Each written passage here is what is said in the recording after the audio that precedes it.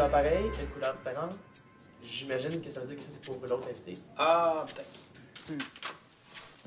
Hey, bonjour, Ah, les gars. ah ben, vas-y! Ça va? Ça va, toi? Ben oui. Ça va. Hey, Salut. ça va? Salut. Bonjour, Pierre-Luc. Bonjour. Ah, ben là, OK, là. Ben là, OK, ça va être facile. On connaît cette face-là? Ouais. Je pensais que ça allait être genre Roy Dupuis. Ouais, c'est ça. Ouais. Ou Lady Gaga. Fait que je suis content. Mais là, elle s'en vient après. On n'aurait rien eu à dire à ces gens-là. Là, au moins. Puis on est venus en duo, nous autres. Ben c'est ça.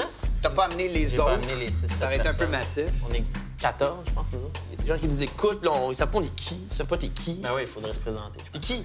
Moi, je suis Jean-François Charagnon. Puis je suis dans le groupe Les Appendices. Puis, ben, c'est ça, on fait une émission à sketch à Télé-Québec.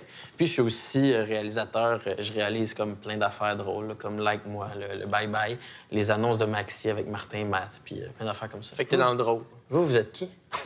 Nous, Moi, je le sais. on a un duo, ça s'appelle des satiriques. Satirique.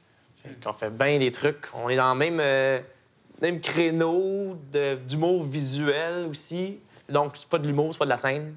C'est à travers des sketchs, du visuel, du son, de l'audiovisuel. La façon qu'on a commencé, je pense que c'est différent, parce que je pense que vous avez commencé vraiment... Parce que je me rappelle dans le temps, je pense même quasiment avant YouTube, là, où est-ce que vous aviez fait votre démo, Ouais. qui était issu un peu, que vous étiez auteur pour le sketch show. Ouais, ben en fait... Puis de là, vous avez voulu faire votre propre émission, qui était comme un pilote, là. C'est ça, ouais, c'est exactement. C'est qu'on écrivait, pour une émission à TVA qui s'appelait Le Sketch Show. On était auteur là-dessus. Puis avec le producteur, producteur-réalisateur du Sketch Show, on a comme décidé de développer notre show à nous. On a tourné une affaire avec des caméras que j'avais comme empruntées à l'université. Puis on a fait une espèce de démo de sketch qu'on a écrit dans lesquels on jouait, qu'on a tourné nous-mêmes. Puis c'est ça qu'on est allé pitcher à plein de monde dans le temps, à Canal Famille, Ah oui? même à TVA, je pense. Ça a vraiment commencé avec des films, mettons, à 12-13 ans. Là. Ouais. Puis dans ce temps-là, c'était... T'as une caméra, tu fais tes trucs, puis à chaque fois que je faisais mon montage, je peux pas ressortir les vidéos. Fait qu'il fallait que je ferme toutes mes lumières dans mon sous-sol, que je filme mon écran, puis que je branche le son. Fait que finalement, tous mes premiers films de ma jeunesse, en haut à droite, j'ai le reflet de ma fenêtre. Moi, j'ai commencé à réaliser parce que je trouvais que les réalisateurs réalisaient mal mes jokes. C'est pas une question de c'était des mauvais réalisateurs. Je pense qu'avec le meilleur des réalisateurs au monde, j'aurais fait la même affaire. C'est plus que j'ai fait... Ah non, on a une manière de raconter. La réalisation, pour moi, c'est une extension du texte. C'est pas une affaire en soi. Fait qu'on est vraiment du monde qui écrivent des textes, qui inventent des jokes. C'est juste que tout après ça, la réalisation, les infographies, le montage est une extension de ce qu'on a écrit, tu sais, même le jeu. Tout après ça. Puis moi, quand je réalise d'autres affaires d'autres mondes, je le vois comme ça aussi. Tu sais, quand je fais Like Moi ou quand je prends un texte puis je me dis, OK, c'est quoi ce texte-là? Puis si je le décortique, mais je fais juste des sketchs puis de l'humour, mettons, je me dis, c'est quoi les procédés comiques qu'il y a là-dedans? Puis comment moi, je peux les rendre en images, tu sais, ces procédés-là. Mais c'est ça, moi, mon fun, c'est vraiment narratif, tu sais. Ça part toujours du texte. Fait que oui, c'est ça, nous autres, on est plus du monde vraiment de texte, tu sais. Moi, en ce moment, j'ai pas réalisé encore des trucs que j'avais pas écrits. Ouais. Dans le sens que des fois, des petits trucs, mettons, une ouverture, mais souvent, ils nous appellent dès le début. Puis de là, voici un clé en main, on va l'écrire. Moi, je réalise beaucoup de choses que j'écris pas.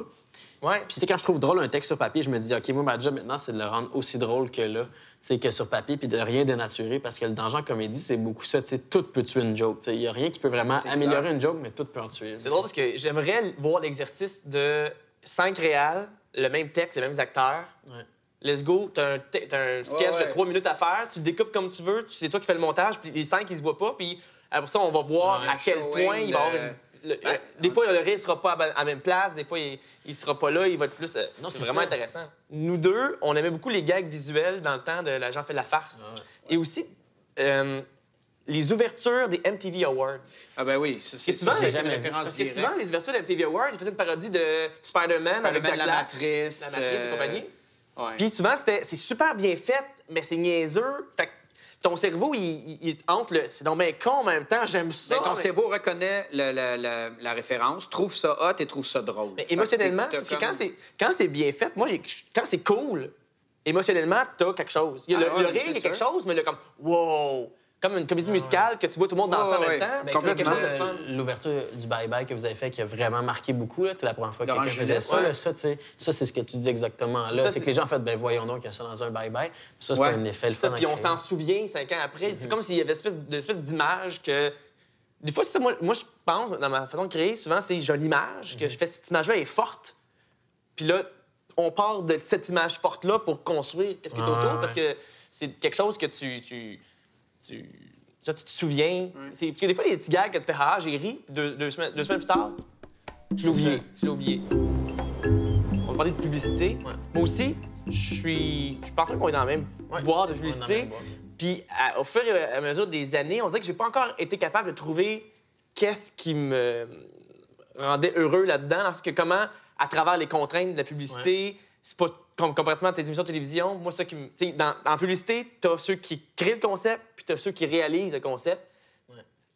Puis ce qui fait que t'arrives avec quelque chose déjà écrit, tu peux pas le modifier. Les gens, comme tu dis, les créateurs sont là, puis ils ont une idée en tête bien précise, puis tu deviens une espèce d'exécutant plus, où est-ce que tu peux leur emmener ta vision, mais reste que c'est eux autres qui ont la décision finale. Moi, j'aime beaucoup la publicité parce que, tu sais, oui, il y a la contrainte qu'il y a beaucoup de monde, mais il y a une contrainte qu'il n'y a pas en télé, c'est qu'il y a beaucoup d'argent pour travailler. Puis en télé, ça, je trouve que c'est une contrainte terrible, c'est qu'on n'a pas de temps, on n'a pas d'argent, puis il faut trouver des solutions. Des fois, que c'est pas ça que j'aurais fait. Puis en pub, ben il n'y a pas de l'argent à l'infini, mais il y a beaucoup plus d'argent, ce qui fait que quand tu es sur un plateau de pub, tu es comme sur un plateau de cinéma. Moi, je sais que, personnellement, toute la publicité, j'aime un petit peu moins ça, parce que j'aime la liberté de, ben regarde, arrange-toi, fais comme tu veux, parce que quand tu réussis à trouver le moyen de faire, il y a comme un plaisir de te coucher le soir en disant comme waouh, à travers telle contrainte d'argent que j'avais pas, telle contrainte de temps que j'avais pas, j'ai réussi à arriver là où je voulais arriver. Puis quand tu vois le produit final, tu te dis avec le budget, le temps que j'avais, c'est le meilleur que j'aurais pu faire. Puis t'es en paix avec toi-même, t'es heureux. En pub, on dirait qu'il y a tellement de possibilités que Ah, ben tu vois, moi, je vois pas ça comme ça. Moi, j'aime pas... Moi, là, si j'avais des moyens infinis pour travailler, tu sais, moi, je serais heureux à Hollywood, là. Ouais. Moi, c'est comme, genre, j'aime pas ça, les contraintes. Si je pouvais jamais en avoir, je serais content. Puis, moi, ce qui m'intéresse, c'est qu'est-ce que je raconte, tu sais. OK, c'est quoi la joke? Je veux la faire, je vais la faire. Puis quand j'ai des contraintes, j'ai pas le choix de dealer avec. Mais si on me disait, t'en as pas, puis le processus narratif m'intéresse. Où je place ma caméra, ça, c'est l'affaire qui m'intéresse le plus, en fait, là. Tu sais, comment je raconte l'affaire. Mettons qu'on parle de musique, là. Ouais. C'est ta dalle à toi. Oui.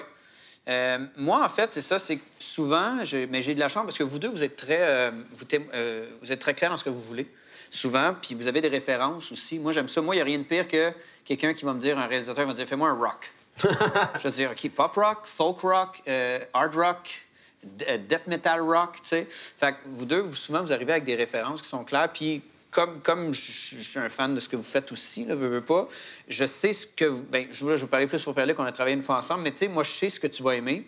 Puis moi, j'ai une grosse tâche, c'est que la musique, on va être honnête, c'est souvent un peu underrated, dans le sens que les gens vont pas nécessairement porter attention, parce que si elle est bonne, pour eux, c'est réglé, ça marche. Les gens vont remarquer la musique, c'est pas bonne. Ils vont dire, wow, la Mais musique, moi, en c'est même temps, bon. le son, je trouve que c'est l'affaire la plus importante. Tu sais, l'image est importante, tout ça, mais si il y a une scène avec ou sans musique, là, tu sais, il y a plein de tests comme ça, le fait que tu enlèves la musique, là, ça change, ça guide toute l'émotion, toute la narration, puis le choix de pas en mettre ou d'en mettre, puis les effets, la sonorisation, je trouve ça tellement important, ce travail-là. Voulez-vous qu'on pige les questions? Oui, ça m'intrigue depuis que je suis arrivé ici.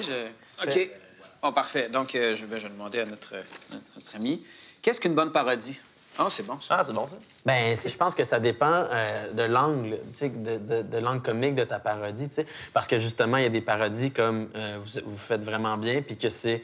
Quand tu mets sur mute, t'as l'impression que c'est une vraie pub, puis là, t'écoutes, puis le propos est super décalé avec l'image.